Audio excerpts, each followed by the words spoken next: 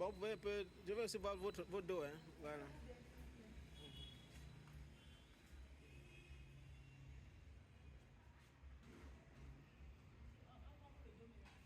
Oui, si on voit même un ou deux dos où il y a les logos, voilà.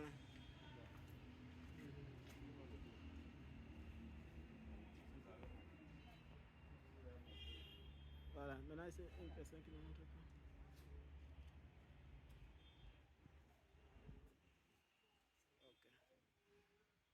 C'est bon.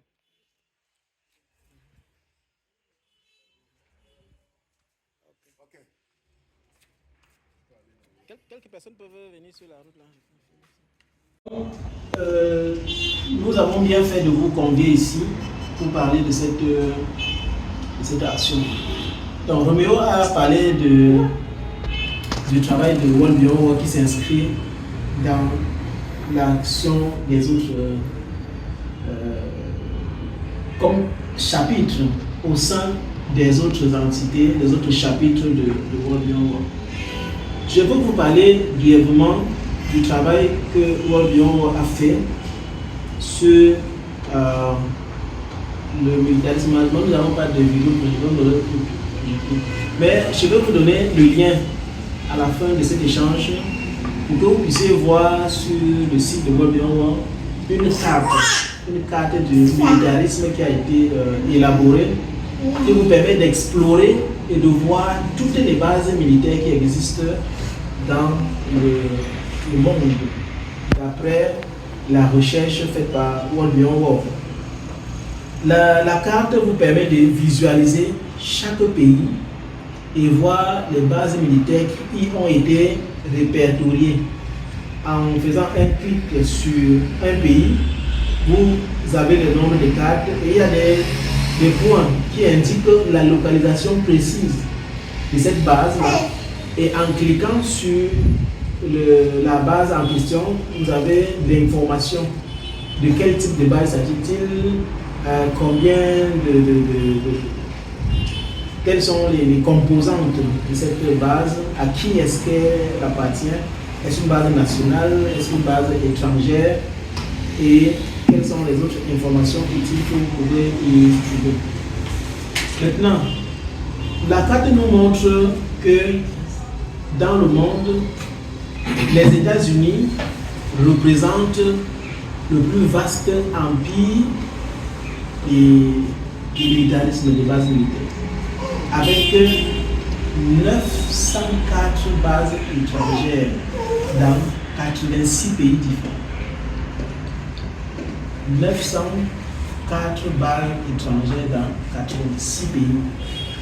Ok, maintenant on fait un clic sur l'Afrique. Donc peut-être pour rester sur les États-Unis pour terminer là-dessus, de nombreux pays, parce que vous allez voir sur le site, possèdent des bases étrangères. Les États-Unis sont de loin le pays qui en possède le plus, avec plus de 900 bases dans le monde.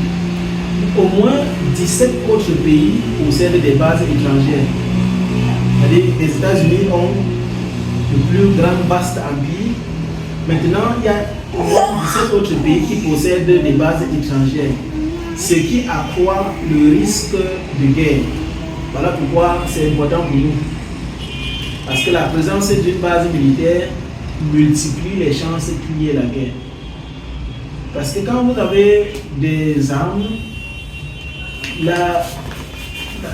ce que votre voisin aura tendance à faire, ce sera aussi de chercher sa part d'armes pour se protéger.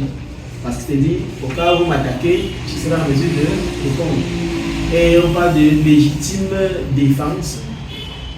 Pour assurer cela, il faut être prêt. Donc avoir une base militaire multiplie simplement les risques de guerre. Certaines de ces installations physiques se trouvent sur des terres occupées. La plupart sont entretenues grâce à la collaboration des gouvernements, dont beaucoup sont les gouvernements brutaux et oppressifs qui profitent de la présence de ces bases. Et quand on parle de collaboration, le Cameroun, dans la lutte contre le terrorisme, a forcément besoin de l'appui, du soutien militaire, que ce soit des États-Unis, de la France, que ce soit d'Israël, que ce soit de la Chine, des divers pays qui offrent leur aide. Maintenant, quand ils offrent leur aide, là, il y a forcément des restes.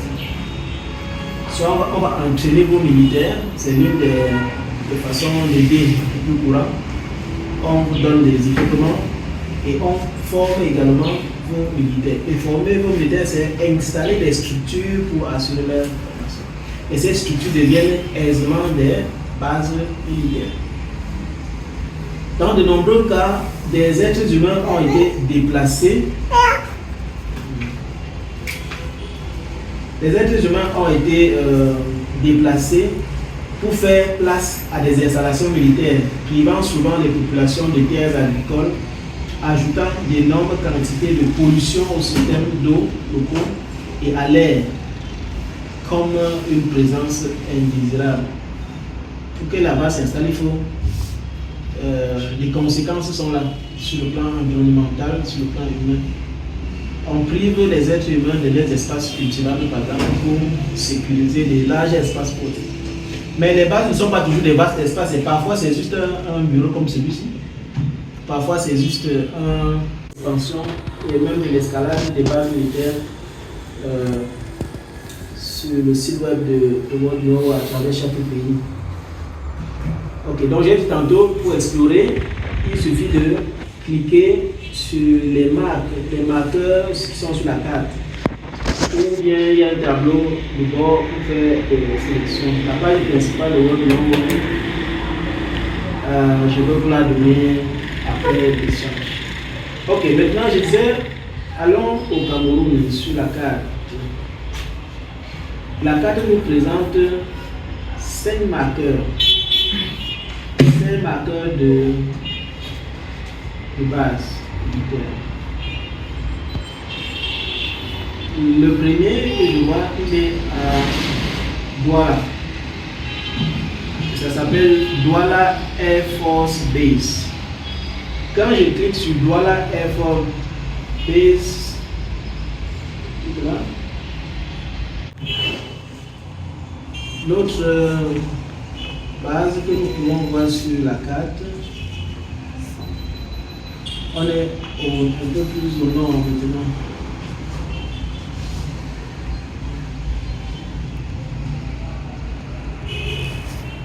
Au nord, on voit que c'est Garoua.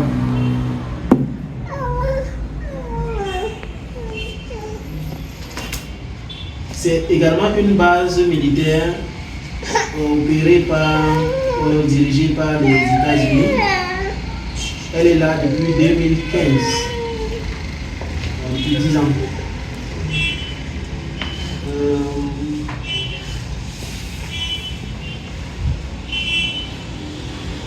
Environ 200 personnels travaillent sur cette base. Ça, c'est une information qui date de 2021. Environ 200 personnels travaillent sur ce site. Donc il est situé à la base militaire de Garoua, la base 301. Il y a un aéroport à Garoua, il y a une base militaire, il y a un aéroport militaire. Je remonte.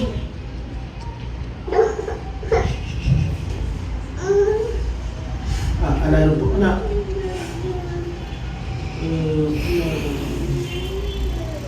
dans le nord, il y a 2. Il y en a 2. Donc ça fait un total de 6 au Cameroun.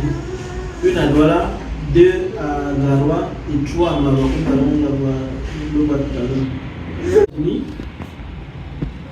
Une base de drones.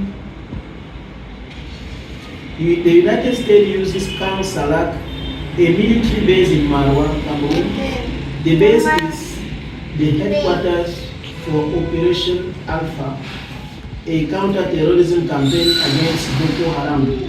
In 2017, the Intercept reported that the base was used for illegal imprisonment, torture, and killings. La base a été installée, dit-on, pour lutter contre le terrorisme de Boko Haram. Maintenant, l'autre c'est Salak Military Base, la base militaire de Salak maintenant. This is a military base operated by United States, toujours since 2014, depuis 2014. There are US military personnel at the Salak base in Cameroon. The base is located near the northern city. The US periodically visits the base to meet with US and Cameroon forces. Donc, base militaire. Et la dernière s'appelle Rapid Intervention Battalion Salak. Le BIR, bataillon d'invention rapide Salak. Également opéré par les États-Unis toujours. The US Military Advisors Intervention Battalion. Donc c'est le BIR, c'est le Cameroun. Maintenant, au sein de BIR, les États-Unis ont des conseillers. Vous voyez que ce n'est pas un gigantesque équipement militaire des États-Unis qui se trouve à Salak à ce moment. Non, c'est le BIR du Cameroun tel que nous le connaissons, mais qui opère avec des conseillers américains. Donc c'est pour ça qu'on l'a répertorié comme une base américaine. De ça. C'est ça, c'est ce que dit le thème de la journée. Dans nous, World Beyond World, ils veulent prôner également la paix. On n'a pas choisi par exemple le blanc ou le bleu qui est un symbole, qui sont les symboles vifs de la paix et bien d'autres. Ça veut dire que les bases militaires sont carrément négatives, totalement négatives. Et pourtant, moi je ne pense pas que les bases militaires sont totalement négatives. Ils ont aussi, puisque le métier d'armes étant déjà des métiers qui permettent aux jeunes et bien d'autres de trouver de quoi se faire du pain, ne devrait pas forcément être assez diabolisé selon le thème. On devrait plutôt penser comment mieux trouver le côté, comment mieux positionner, comment mieux rester en accord avec eux pour trouver le juste milieu et utiliser les bases militaires. C'est une question ou c'est un commentaire? C'est un commentaire. Dedans, il y a plusieurs. C'est un commentaire. Chacun de trouver ce qu'il aime, autre chose. Moi, je pourrais répondre si quelqu'un a une question à me poser en fonction de mon commentaire. Okay. Seulement que les bases militaires font dans la défense ou alors dans le beurre de sang. C'est les bases militaires telles que les bases militaires nous pouvons en citer. Il y a des bases produisent forment par exemple les grands ingénieurs, nous tous on n'ignore pas dans plusieurs domaines. Le domaine le plus accentué c'est la santé. Vous savez, les hôpitaux militaires sont reconnus comme des hôpitaux de référence dans presque tout le monde entier. Ça c'est pas un truc à cacher, ça c'est pas un truc encore à cacher. Donc moi je ne pense vraiment pas que les bases devraient être totalement fermées. Nous on devait garder les bases garder les bases dans le sens positif. Je ne veux pas les voir aussi dans le sens négatif. Ça c'est pas. Aussi concernant les bases étrangères, moi je peux vous rejoindre totalement dans le sens où les bases étrangères sont prouvent déjà que dans les pays africains, ne sont pas indépendants puisque en ayant les bases étrangères ils peuvent influencer les décisions nationales comme vous les avez dit. C'est quelqu'un qui a déjà son intérêt dans un pays ne peut pas facilement accepter un certain nombre de choses. Surtout que parfois la majorité de la population ne elles ne sont pas la bienvenue pour la population. On voit par exemple en Centrafrique où à chaque fois les gens demandent aux Français, à l'armée française de partir, quelle qu'en soit la manifestation.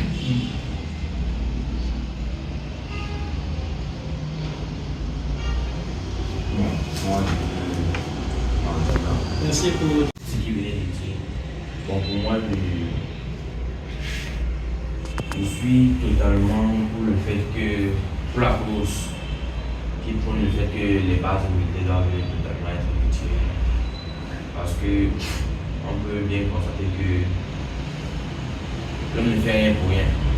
Et si les bases militaires existent sur notre sol, ça peut aussi causer des trucs comme l'insertion dans notre souveraineté nationale.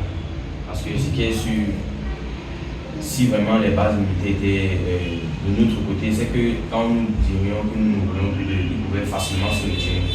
Mais quand on regarde bien, ils persistent, c'est devenu un peu comme une sorte d'occupation. Sans oublier que ces bases militaires nous rendent même dépendants à la limite. Donc il est important d'abord que le Cameroun puisse se construire de soi-même.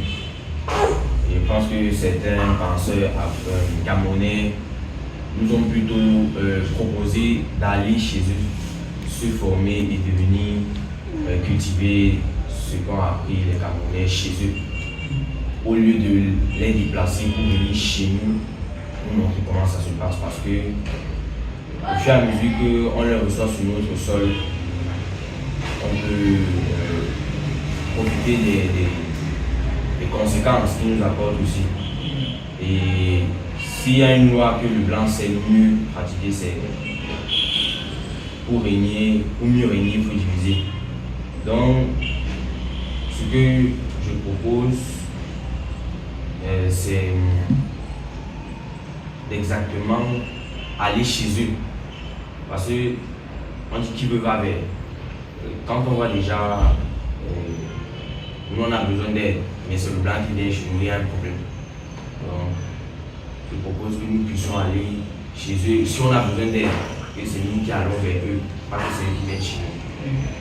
Et que ces bases militaires puissent être renégociées. Parce que je pense que pour qu'il y ait installation, il faut une négociation. Donc, ils puissent être réorientés ou renégociés. Ça fait comment pas. Merci pour cette réflexion profonde des dégâts. Ça me des dégâts.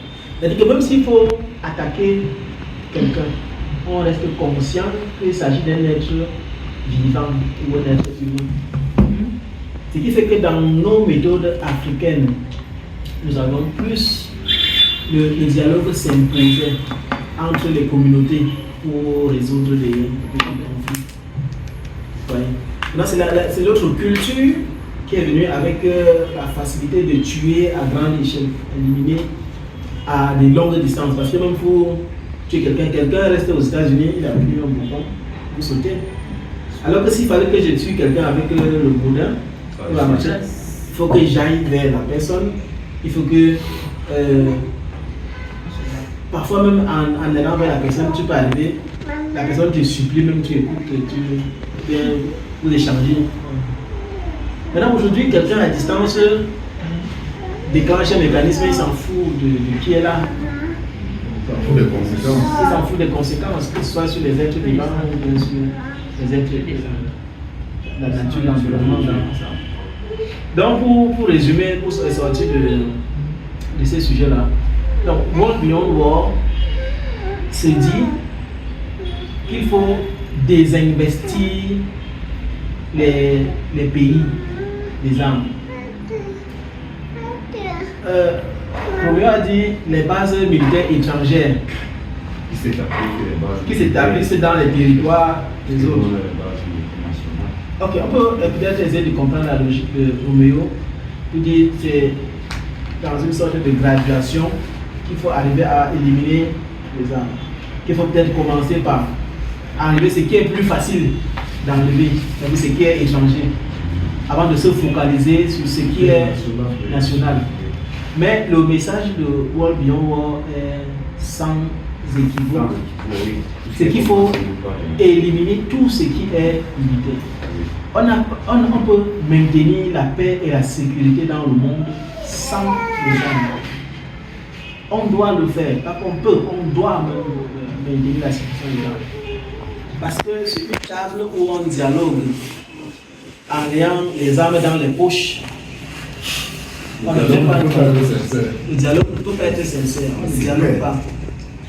Si on a des armes dans les poches, assis sur une table pour causer, pour négocier un accord de paix, on est en train de se tromper. C'est purement de l'hypocrisie. Et c'est ça qui gouverne le monde actuellement. C'est cette hypocrisie qui gouverne le monde, qui fait en sorte que les gens se croient tout permis, tout puissant. Chacun développe son âme. Même quand nous allons, on dit ok, arrêtons le nucléaire, on dit oui, il faut arrêter. Mais derrière, on continue de produire, de dire non. Il y a un traité, il existe un traité sur la non-prolifération des armes nucléaires qui a été adopté en 2017,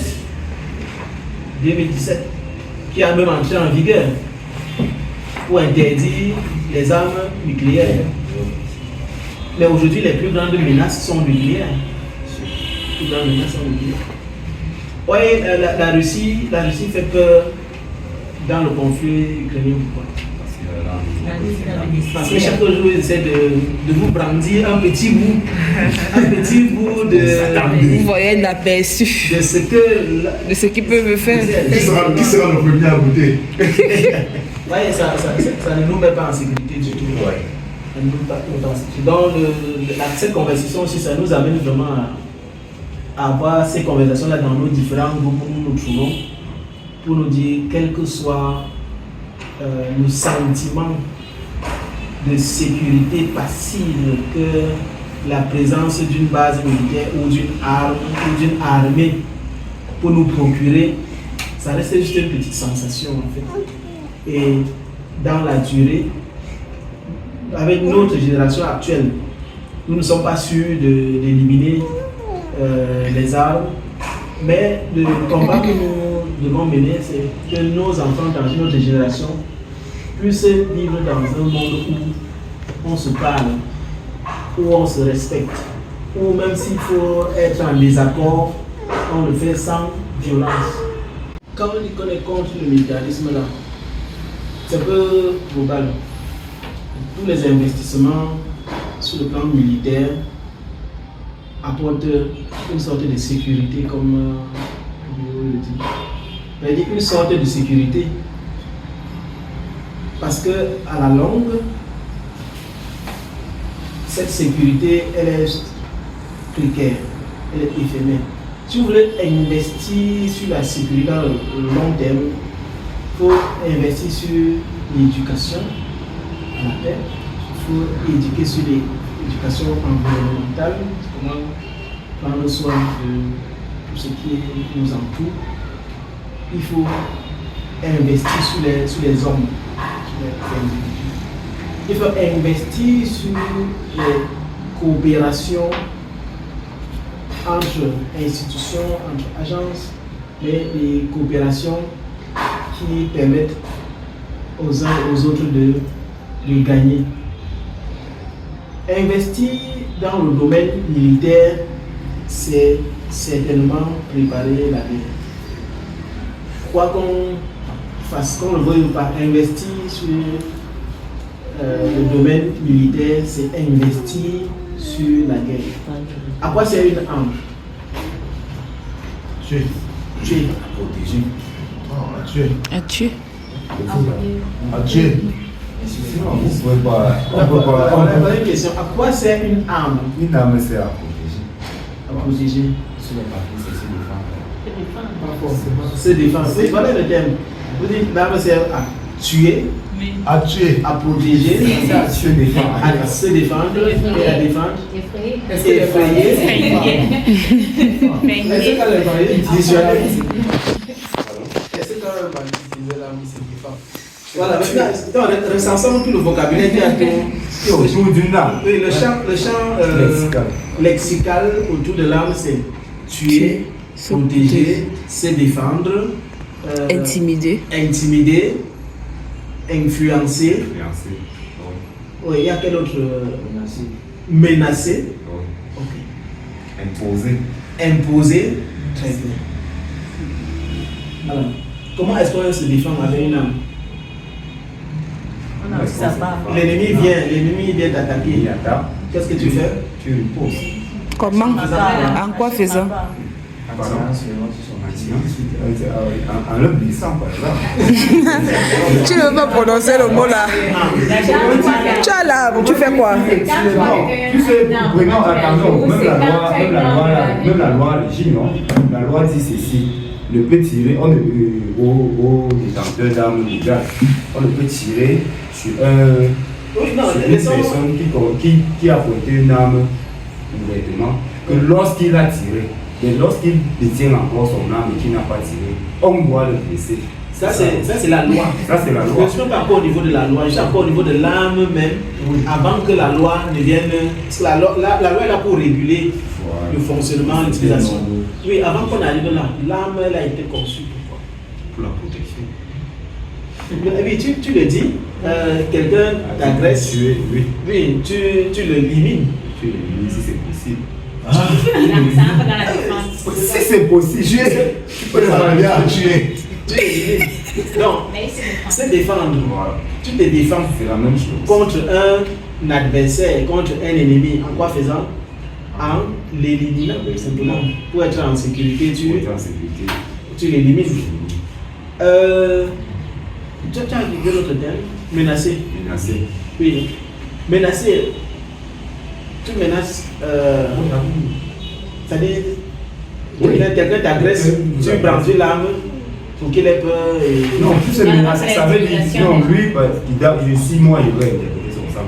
Menacer avec une arme, ça veut dire quoi? Quelqu'un fait exception ici et il sort une arme. Il vous demande. Comme tu mets tout le monde à terre avec une arme, plus personne ne peut le rocher, non? Je vois dans le sens. Ça, c'est le sens. Mais moi, je vois beaucoup dans le sens où tu veux. À l'origine. Non, ça, c'est une menace. Alors, il y a banni pour tuer qui que ce soit. Quand il menace, par exemple, ça peut être un bandit, il peut venir peut-être parce que c'est peut-être la machine de réseau qui est intéressante. Ok, maintenant, si le meilleur ne t'empêche pas. Si au meilleur ne t'empêche pas, la suite, ça peut arriver.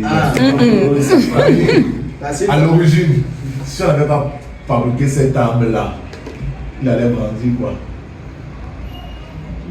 Bon, c'est quelle arme parlons? On est sur les armes. On est sur l'arme blanche. Oui, on est sur les armes. Ou l'arme. Si on n'avait pas fabriqué cette arme-là, il allait brandir quoi? Ok. Myriam voulait intervenir aussi. Quand je vois la menace, je ne vois pas dans le sens de Jacques, je vois peut-être montrer sa supériorité par rapport à quelque chose. Un peu comme au niveau des États. Par exemple, quand la Russie brandit son arsenal nucléaire, voilà. c'est le plus puissant. Je peux partir maintenant chez toi et dire j'ai besoin de ton nom, tu vas plus facilement me donner ton nom. Je peux aller, je vais dire je suis supérieur à toi, je dois avoir plus de. J'ai plus d'intérêt par rapport à toi. Je vais essayer. En fait, moi je pense que. Comme si tu mets la personne tu conditionnes la personne. Dans ce sens-là aussi.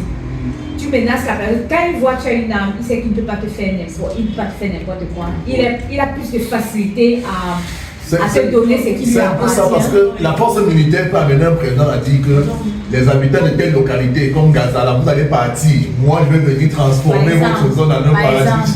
Parce qu'il a la force militaire. Voilà. Donc c'est un peu ça. Donc voilà l'insécurité dans laquelle le monde se trouve. Donc j'ai recueilli tous les commentaires, que ce soit pour menacer, pour protéger, que ce soit pour s'imposer en tant qu'État ou bien individu supérieur aux autres, pour dominer. C'est pour dominer et exploiter facilement les autres. Si l'utilisation des armes reste un problème de sécurité très grave. Parce que s'il n'y a pas des armes, je retourne la question autrement, s'il n'y avait pas des armes, prenons les armes conventionnelles, les armes de guerre, les armes de guerre, les armes classiques. S'il n'y avait pas ces armes, est-ce que les individus ne se protégeraient pas? S'ils se sont même protégés avant, c'est ça. Ok.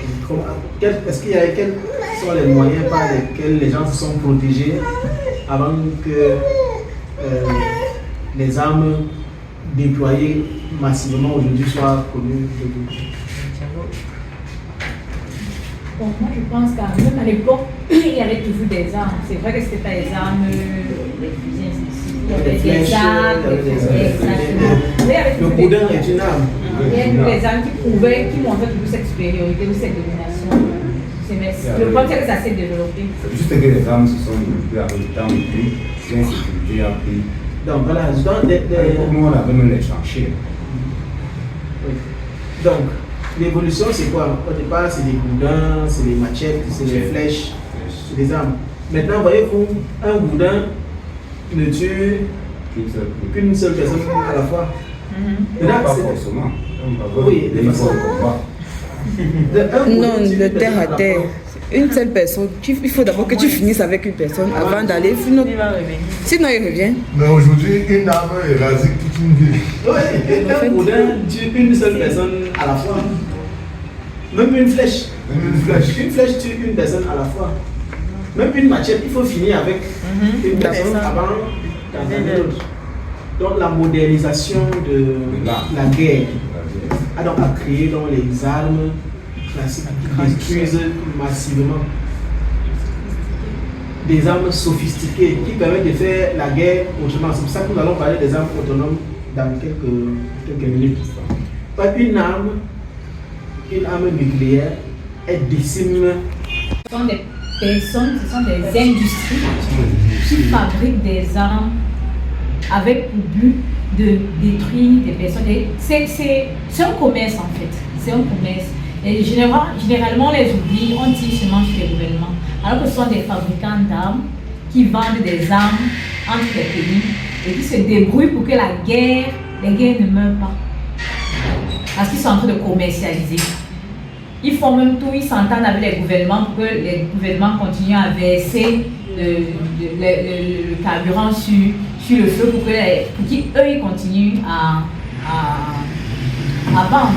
Donc, je ne sais pas si dans le livre de War Beyond War, il y a une partie, un chapitre qui développe ce thème-là et peut-être pourrait trouver des moyens, des voies et moyens pour justement essayer de d'orienter ces industries-là, d'orienter ces vendeurs vers autre chose. Ok. Quand tu veux faire des recherches, l'industrie d'un moment est l'industrie qui produit plus d'argent à beaucoup des États qui produisent les armes, par exemple les États-Unis. Même Israël a vendu récemment. Tu vois, par exemple, quand on veut faire des négociations, les grands égaux, tu vois, c'est entre les grandes puissances. Ça veut dire que ce sont des chiffres importants de dollars qu'on voit. Sauf que là, je ne parle pas des puissances, des gouvernements, je parle des personnes, des particuliers qui commercialisent. Et maintenant, ils s'entendent avec. Par exemple, le groupe, je te rejoins, le groupe le plus connu aujourd'hui, c'est Wagner. Wagner n'appartient pas à l'État russe. Wagner, c'est un truc privé que quelqu'un a produit. Lui, non seulement il produit l'équipement, il forme aussi les personnes qui mettent au service des États qui en ont besoin. Donc, lui, il est mercenaire. C'est comme, quel qu'en soit le nom